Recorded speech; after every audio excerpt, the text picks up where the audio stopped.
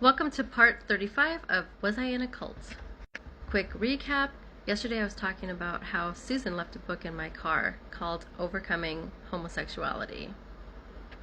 At least I think that's the name of the book. Unfortunately, there are many books that have been put out by Christians who think that homosexuality is a spirit that they can overcome. They view it as some kind of demonic force or some kind of spirit that is upon you that you need to cast out. Other books simply state it as a thorn in the flesh. I remember people in my church referring to it as some kind of demonic spirit or entity. They would pray against the spirit of homosexuality. This really pisses me off just thinking about it right now, because the harm that they have caused the community is horrible. So bad that some of the previous leaders of said organizations that supposedly hold conferences actually have apologized. Because they themselves, who were saying that they could be healed and set free of homosexuality, have realized that it's not true. So a lot of those past leaders have come forward and even debunked their own teachings. Okay, moving on to my own personal experience, because I could talk about that all day.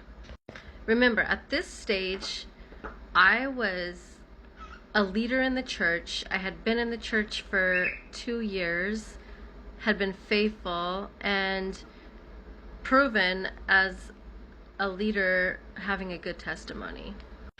I was thinking, I've done everything I could to get close to God. I pray, I read my Bible, I attend all the events and all the church services I can do, and now I'm dealing with this. So you can imagine the inner struggle that I had being a part of this ministry, investing so much of my life and my time and my energy and everything to this ministry, and then to start feeling something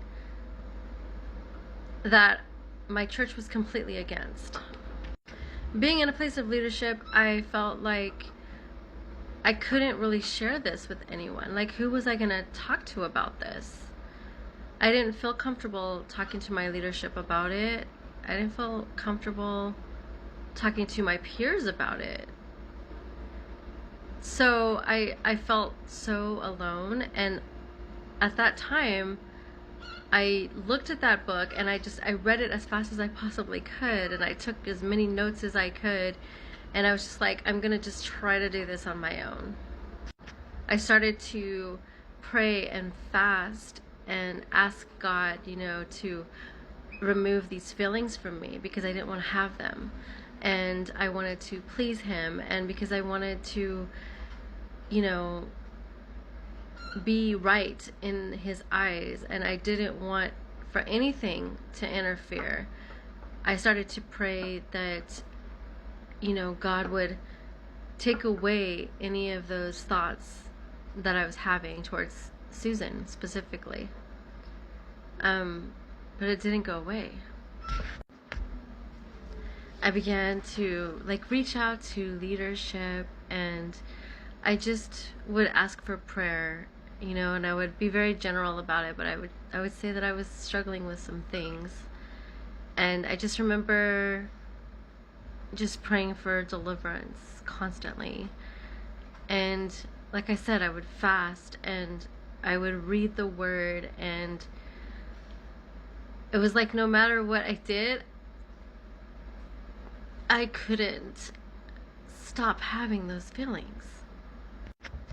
I didn't want the feelings. It wasn't a choice. Like, so many ministries will talk about it being a choice or a lifestyle that you choose. And I was choosing to not have those feelings, but they weren't going away. I don't think I had ever struggled with anything that intense or hard in my life to this day, of where I just felt like, I was willing to give up my own identity and my own feelings and wants and desires and whatever, because I just wanted to serve the Lord. And the feelings just got more and more intense over time. So I think what angers me the most about churches is that they feel like people are just being disobedient and just following their own desires, and they don't realize the struggle and the fight that people actually put up to try to change who they are as a person. And then now, being on the other side of that, realizing that God never really wanted me to try to change who I was in the first place. And I didn't think that I was going to be emotional. Like, I knew that there was a possibility of becoming emotional. Also, I didn't feel like I could even talk to my grandparents or parents about it. My grandparents were raising me. They were very old school, and I really didn't think that they would take it well, and thank God I didn't come out at that time, because they later down the line, they didn't take it very well. But we'll get to that part of the story later. However, I did not even consider talking to them about it, because I already knew what they felt about it, and they came from the era where they believed that it was actually considered a mental illness. So yeah, I wasn't coming out to them. So I can't even start to explain how alone I felt in that situation, where I had nobody to talk to but God, and I felt like He wasn't listening, because He wasn't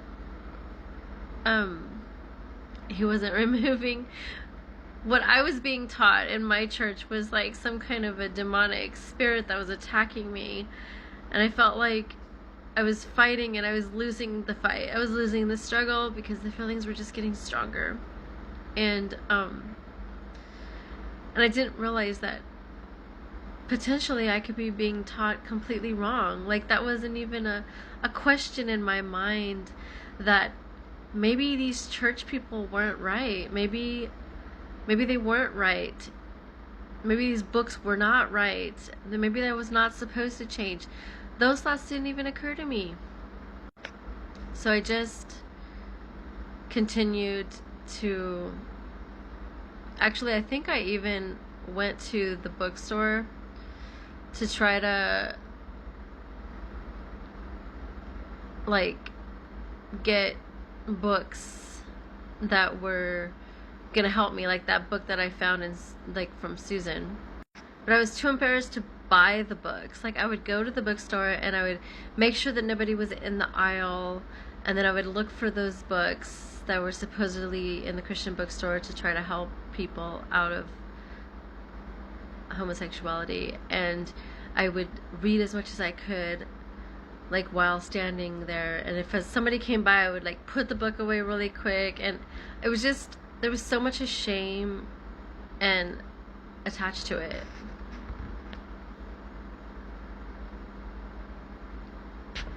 This is definitely the part that I dreaded talking about the most, and I haven't even got to the worst part. But please bear with me. I'm kind of emotional about this. It really was like the worst time in my life, and I'm so glad that I'm on the other side of it now. But my heart goes out to everyone who deals with this in their churches and doesn't receive the support that they need or the love that they need, but rather judgment. Just remember, you are not alone.